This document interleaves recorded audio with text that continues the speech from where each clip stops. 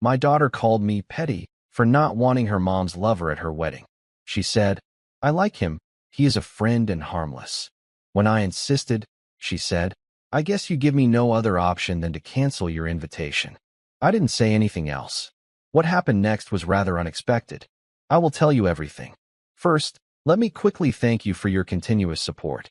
This means a lot to us. If you enjoy the stories we share, kindly subscribe to this channel. It will be great if you can leave a comment on which city you are watching from. We might just give you a shout out in our next story. Today's special shout out goes to Jamie Taylor from New York. We are glad you enjoy our stories. Now let's go deeper into the story. I was in the middle of changing a light fixture in the hallway when the mail dropped through the slot with a soft clatter. The envelope was cream-colored and heavy, the kind of paper that tried to make up for the emptiness of what's inside. I wasn't expecting anything special that day, bills, flyers, maybe a coupon or two, but I knew her handwriting the moment I saw it. My daughter, Claire.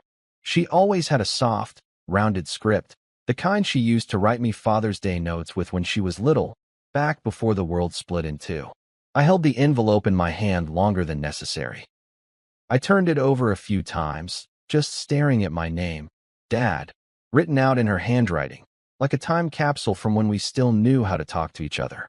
I opened it slowly, carefully, like it might explode if I wasn't gentle. Inside was a wedding invitation, white cardstock, floral trim, gold lettering. She was getting married. I already knew that part from a phone call months ago, a brief update shared with the enthusiasm of someone checking off a to-do list. "We finally set a date," she had said. "I'll send you the details." But I didn't expect the chill I felt reading it now. My name wasn't anywhere on the inner envelope. No father of the bride. No with love. Just an RSVP card with boxes to check. What stopped me cold, though, wasn't the lack of warmth. It was the last line of the invite. "Reception to follow, hosted by Linda and Kevin." Kevin, her mother's lover. The man who sat across from me at my own dining table years ago and lied straight through his teeth. I stood there for a long while, staring at that name like it was a curse carved into stone. I hadn't heard it spoken in years, not in my presence anyway. Kevin was the man my wife had left me for, the man she claimed was just a friend from work, until she stopped coming home on Thursdays and started picking fights over nothing. When the truth came out, it wasn't explosive. It was silent. A quiet betrayal that seeped into every part of my life. She didn't even apologize, just said, "These things happen," and packed her bags. Kevin never said a word to me. Not then, not ever. And now, here he was, hosting my daughter's wedding reception like the patriarch of the family. I called Claire that night. My hands were trembling a little, though I told myself it was from the cold. She picked up on the second ring. "Hey, Dad," she said, casually, as if nothing had changed. I kept my voice steady. "Claire, I got the invitation. Congratulations." A pause. "Thanks," she said. I didn't waste time. I noticed Kevin's name on the reception card. Silence. I waited. "Yeah," she said finally. "He and Mom are helping with the venue. They've done a lot of the planning, actually." Her tone was even, nonchalant, like we were talking about flower arrangements. "Claire," I said, choosing my words like I was defusing a bomb. "I can't be there if he's going to be there." The pause was longer this time. "What do you mean?" she asked, but it wasn't confusion, it was annoyance. I could hear it sliding into her voice like a knife. "You know what I mean. I can't sit in the same room as him, pretend everything's fine. He's not just a stranger, he's the reason your mother and I couldn't even finish the sentence. She cut me off. "Dad, that was a long time ago. You really can't let it go." Her voice was sharper now, defensive. "He's harmless. He's actually been really good to me and Mom." That's when I felt something inside me crack, something small, but irreversible. The way she said it, like I was being unreasonable, petty even. Like I should have just buried everything and smiled through the pain because it made her life easier. "I'm not asking for much," I said. "I just want to be there for you. But not with him." Another pause. "Well," she said quietly, "I guess you give me no other option than to cancel your invitation." It didn't even sound like her. Or maybe it did, and I just hadn't heard her clearly until now. I didn't say anything after that. Not a word. I just hung up the phone, set it down gently on the kitchen counter, and walked outside. The night air slapped me in the face. I sat on the porch for a long time, trying to wrap my head around what had just happened. My own daughter had chosen him. Not over me, exactly, but instead of me. She'd made peace with her mother's betrayal, with his presence, and expected me to do the same. As if my pain had an expiration date she got to set. I didn't go to the wedding. I didn't call. I didn't send a gift. I didn't look at the photos when mutual friends posted them online. That was the day I walked out of her life, and I never looked back. The first week after the call felt like being dropped into a silent movie where everyone else kept talking. I went to work, paid my bills, cooked my dinners, but everything felt muted. Numb. People at work talked about football games and their kids, and I nodded along, but my mind was always stuck on that last phone call. He's harmless. That line looped in my head like a bad commercial jingle. I kept hearing it in her voice, so casual, so dismissive, as if Kevin were some bumbling uncle, not the man who once helped dismantle my family behind my back. I kept picturing Claire at the wedding, laughing next to him, thanking him for his help with the seating chart, or whatever. And then I'd see myself there, awkward, smiling through gritted teeth, drinking watered-down whiskey while pretending I wasn't watching the man who replaced me walk her down the aisle. I wanted to believe it was just a bad dream, that Claire would call back in a few days and say she'd been emotional, that she'd thought it over and realized how wrong it was to force me into that kind of situation. But the days rolled by, and my phone stayed quiet. I didn't call either. There was nothing left to say. If she thought I was being petty, if she truly believed that my discomfort was somehow less valid than her need to keep the peace with her mother's new man, then she didn't really see me at all. That realization hit me harder than anything. Not the wedding. Not Kevin. Not even my ex-wife's betrayal. No, the real gut punch was knowing my daughter had grown into someone who could look at the wreckage of our family and say, he's harmless. A few nights later, I got a call from my sister, Denise. She'd gotten her invitation too. You going? She asked. I told her no, gave her the short version. Her voice dropped. Wait, Kevin's gonna be there. I said yes. And Claire knows what he did. I said yes again. There was a long pause. Then she said, you're doing the right thing. That helped more than I expected. Just hearing someone, anyone, validate that I wasn't crazy, that I wasn't overreacting, gave me something to hold on to. Denise had seen what that affair did to me. She remembered the nights I crashed on her couch with bloodshot eyes and a duffel bag, too broken to sleep in the house my wife had emptied out emotionally months before she moved her things. She saw the man I became, quiet, wary, tired, and she knew that wounds like that didn't vanish just because the calendar flipped a few years forward. But not everyone saw it that way. A week after the call with Denise, I got a text from my cousin Mark. Heard you're not coming to Claire's big day. You should be the bigger person, man. Don't ruin it over old beef. I stared at the message, unsure whether to laugh or throw the phone across the room. Old beef. Like it was a middle school squabble, not the implosion of a 20-year marriage. I didn't reply. I deleted the message, then deleted his number. I didn't need anyone in my life who thought forgiveness meant pretending things never happened. I'd forgiven a lot in my life, more than most people knew. But forgiveness didn't mean submission. It didn't mean swallowing pain so other people could feel more comfortable. Claire had made her choice, and I wasn't going to beg for a seat at a table where I clearly wasn't welcome. The worst part, though, was the way the silence stretched. As the wedding approached, I expected maybe a text. Something short. A peace offering. But nothing came. The day came and went without a single word from her. No call. No photo. No wish you were here. She didn't even ask if I was okay. That, more than anything, confirmed what I needed to know. She had moved on. Not just from the idea of a nuclear family, but from me. The father who raised her, took her to every swim meet, helped her move into her first college dorm, taught her how to change a tire in the rain. He'd been traded in for someone harmless. And that's when the rage hit me. Not the loud, destructive kind. No, it was quieter, colder. The kind that settled deep in your chest like wet cement and didn't let you breathe right. For weeks, I tried to carry on like nothing happened. I kept to my routines, kept my voice calm when people asked about the wedding, and I said, didn't go. Some nodded with sympathy. Others asked why. I just said, family stuff. I didn't owe anyone an explanation, but I did owe myself something. I owed myself the dignity of honoring my own pain. The world was full of people pretending to be okay just to keep the peace. I wasn't going to be one of them. Claire had drawn a line in the sand, and for once, I didn't chase after her. I let her go. I let the wedding happen without me. I let Kevin make his toast and smile in the family photos. And I let myself grieve, not just the daughter I once had, but the illusion that she'd always be on my side. The truth is, sometimes the people you love most are the ones who wound you the deepest. Not because they hate you, but because they don't understand you. And in not understanding, they dismiss. They minimize. They make you feel like your pain is something you should just get over for the sake of civility. But pain doesn't work that way.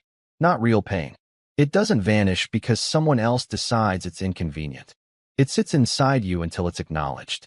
And if it never is, it festers. I wasn't going to let that happen. Not anymore. I had given too much of myself for too long.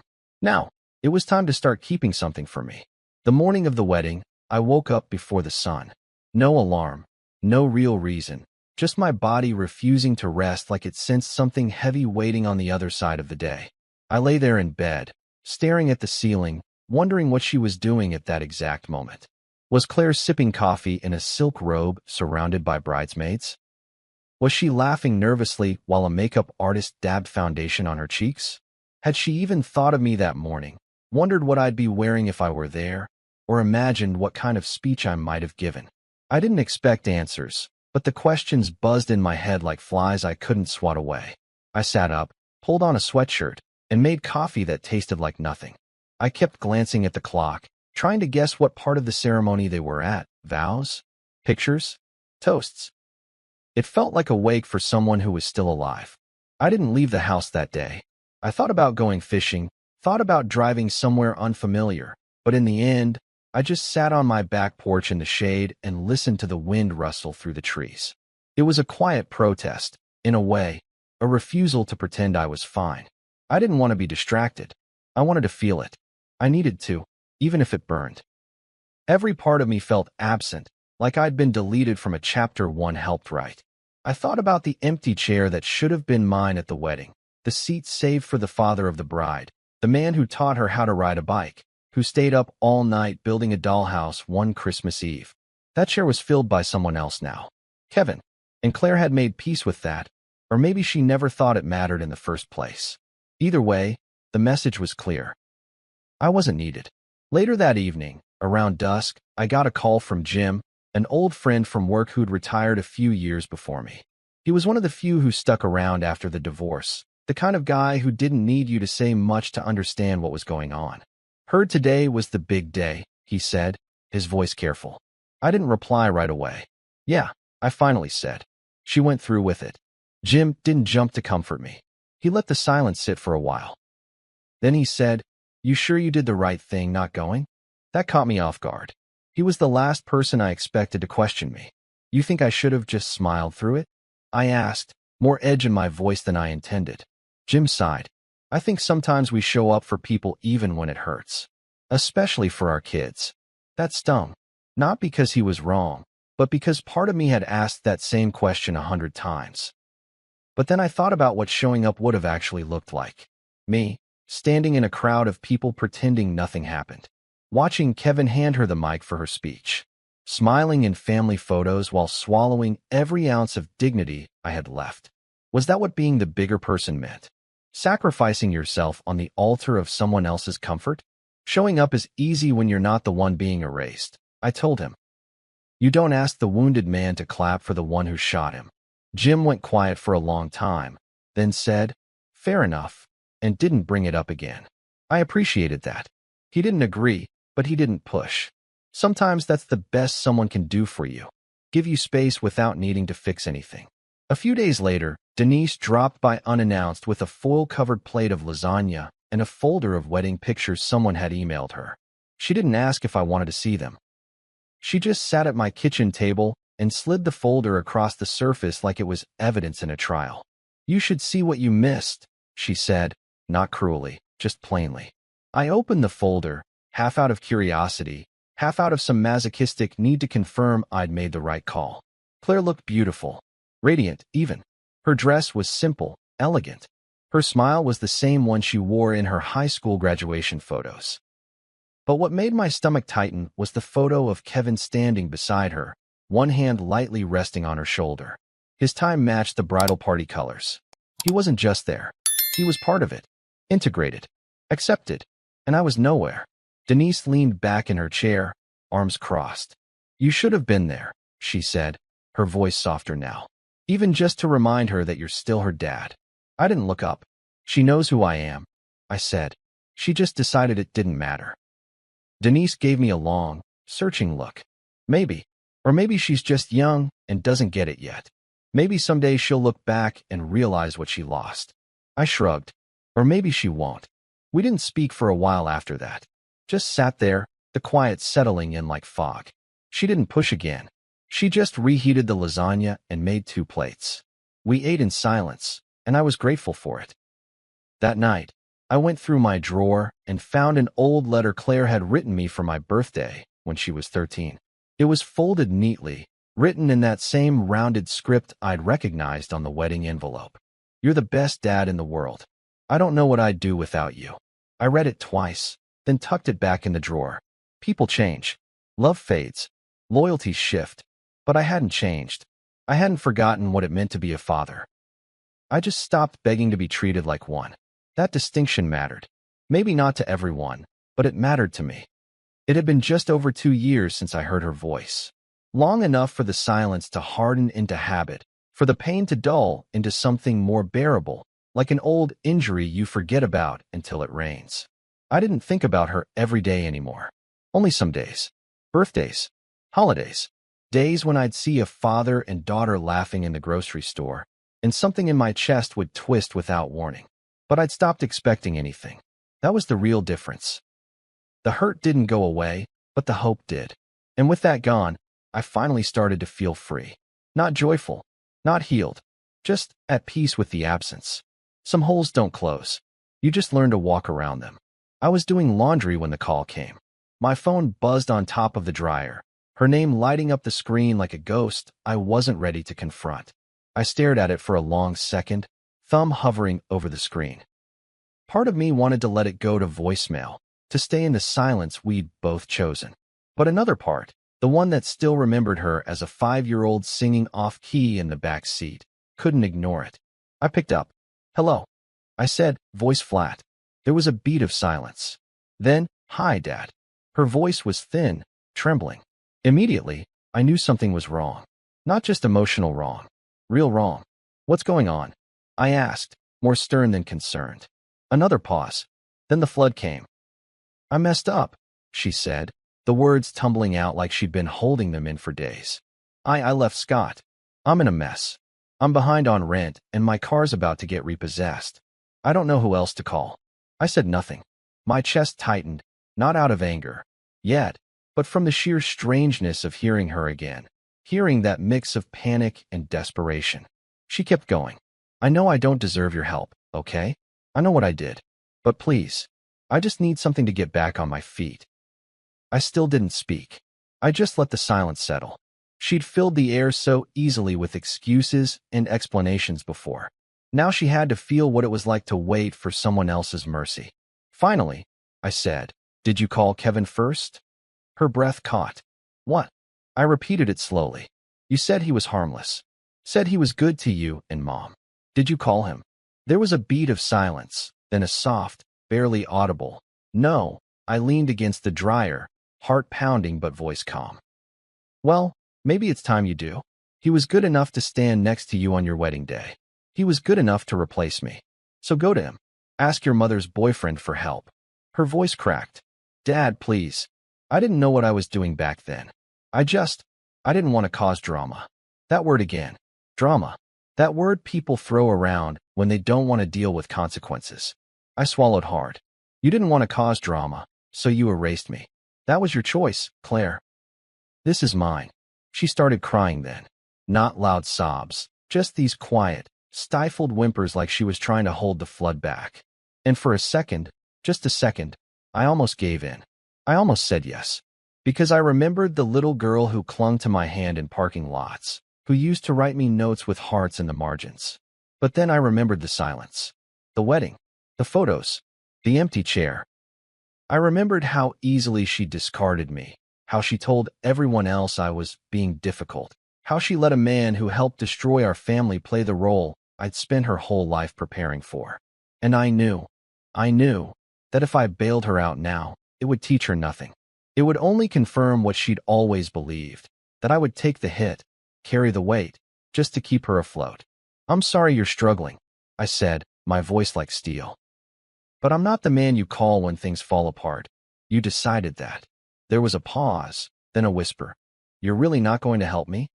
I took a deep breath, not out of anger, but out of restraint. No, Claire, not this time. She didn't say anything else. Just hung up.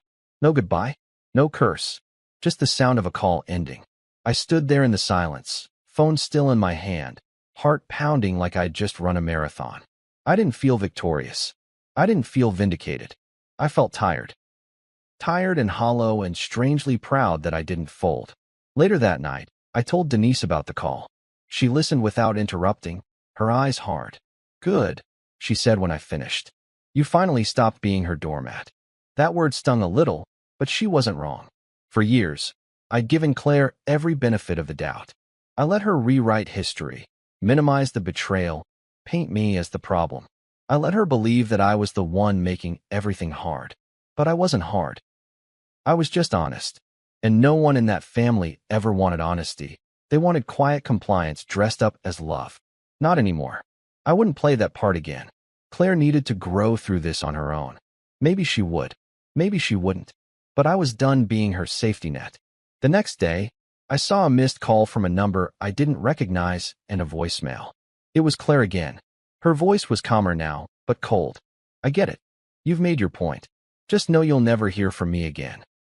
I sat down at the kitchen table, staring at the phone like it had turned into a weapon. She thought this was a punishment, that her silence would hurt me more than anything. And maybe 2 years ago it would have, but not now.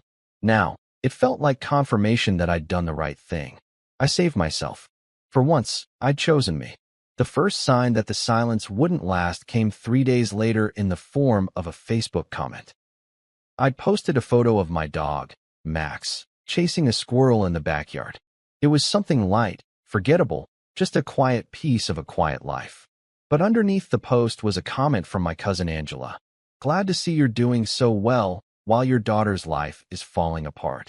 I stared at it for a long minute, that familiar tightness building in my chest.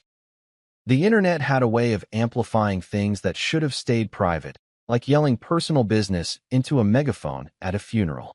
I deleted the comment, blocked her, and leaned back in my chair with a slow, tired exhale. I knew that wouldn't be the end of it. When a man sets boundaries, people call him cold. When a father sets boundaries, people call him heartless. By the end of the week, I'd received 3 voicemails and 2 texts from extended family, none of whom had bothered to check on me in years, now acting like they were on some moral mission to correct my cruelty. One message from my Aunt Maureen nearly made me laugh, if it hadn't been so enraging. She's still your blood, she said. Don't let pride keep you from being a father. Pride. That word rang in my ears like an insult, as if my entire stance had been about ego and not about finally refusing to be used. Not a single person who called me had ever asked what it was like to be publicly erased at your own child's wedding. They didn't know the way Claire had looked through me, like I was a broken vase, sentimental, maybe, but no longer useful. No, all they saw now was a man who'd said no when a woman cried. And for some reason, that's always the bigger offense. I started keeping my phone on silent. It was easier that way, letting the calls pile up like leaves in the yard. Obnoxious, but easy enough to ignore if you didn't look directly at them.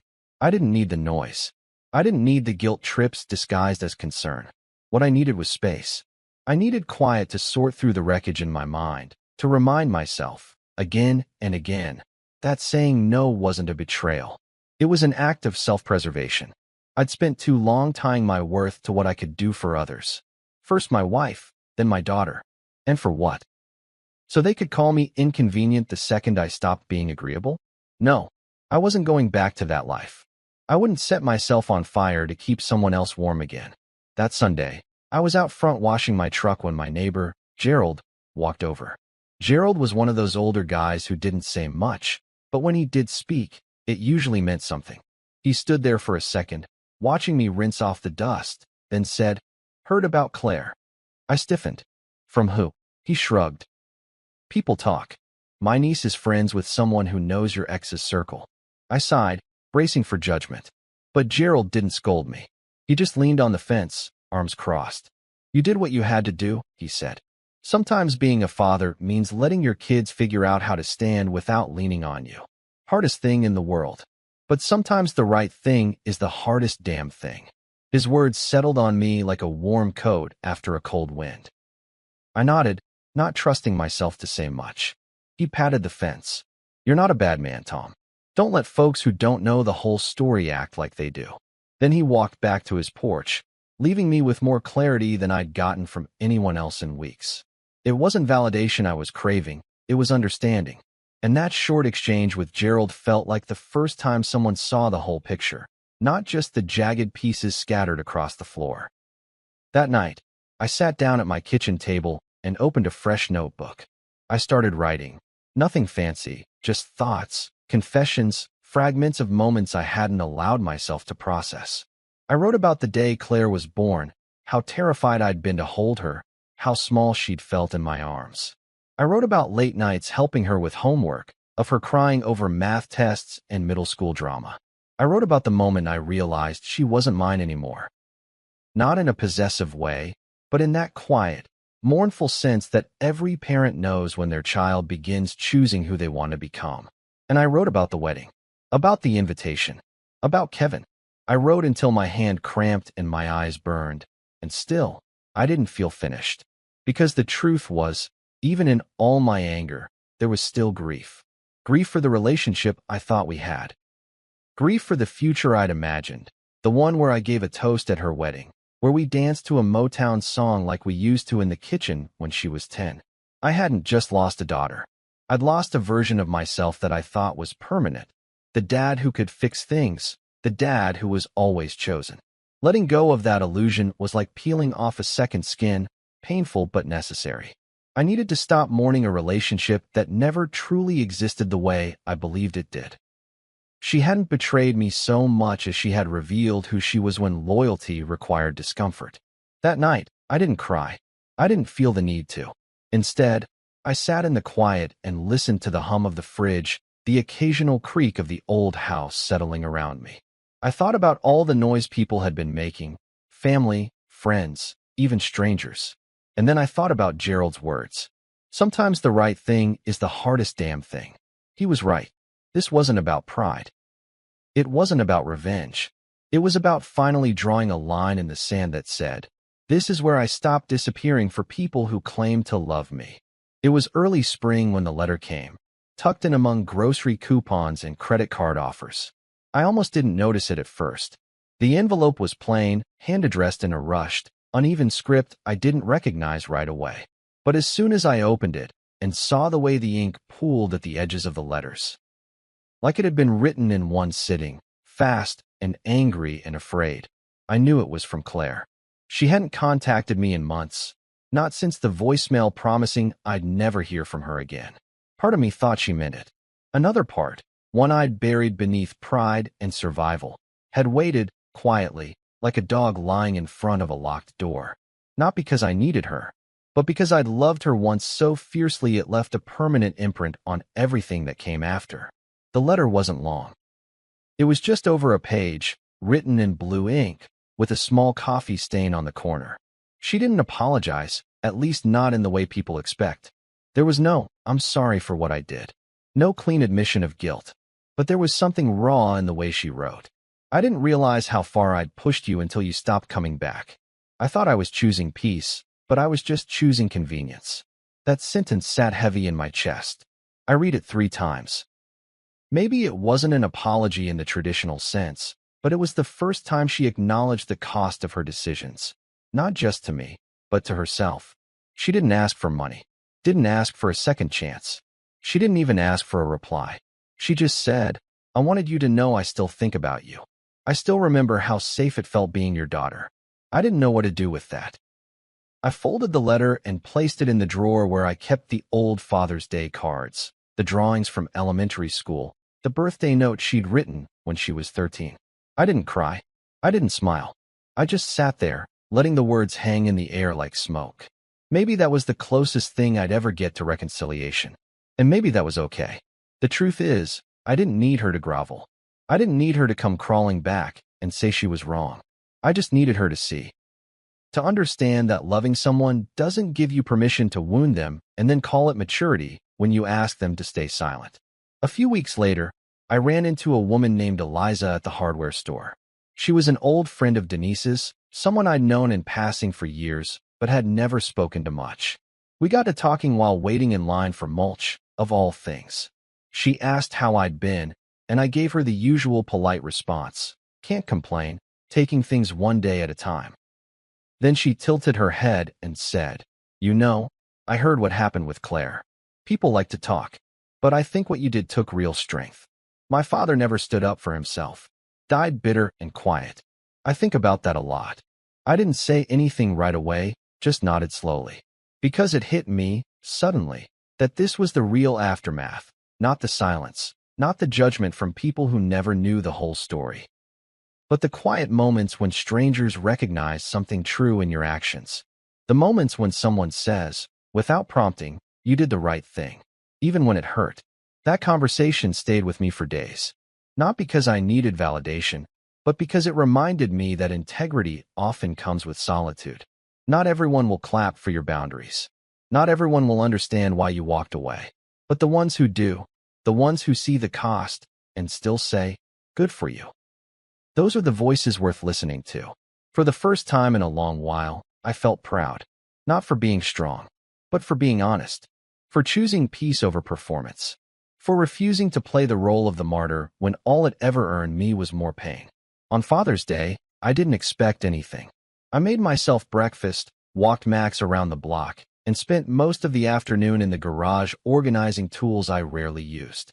Around 3 p.m., there was a knock on my door. I opened it to find a small package sitting on the mat. No card, no note, just a box wrapped in brown paper and tied with twine. Inside was a photo frame, a picture of me and Claire from years ago, at her middle school graduation, her arms around my neck, both of us laughing. There was a post-it on the back. "I found this while cleaning out boxes. Thought you should have it." See, that was all. Nothing dramatic, nothing elaborate, just a gesture, a quiet one, but it was enough. I placed the photo on the mantel, next to a small clock and a ceramic dog Claire had made in second grade. I stood there for a long time, hands in my pockets, staring at the past frozen in that frame. I didn't call her. I didn't write back. Not because I didn't care, but because I finally understood that closure doesn't always come in conversations or apologies. Sometimes it comes in the simple act of holding your ground, of standing in your truth without begging to be understood. I could love her from a distance. I could hope she healed, without sacrificing myself to make it happen. People talk a lot about forgiveness like it's a single moment, a choice you make once and then move on. But for me, it was something quieter, a process, a slow softening, not letting go of the past, but no longer letting it rule every thought. I didn't hate Claire. I didn't wish her harm. I just finally accepted that she may never fully understand what she took from me. And I didn't need her to. I was no longer the man begging for a seat at someone else's table. I had built my own, and the chair across from me, it would stay empty until someone worthy chose to sit in it. Have you ever drawn a line that cost you someone you loved, but protected your peace? Share your story in the comments. Let's talk about what it really means to hold boundaries, especially with family. If this story resonated with you, subscribe for more real-life dramas that dig deep into betrayal, healing, and hard-earned self-respect. See you soon in the next story.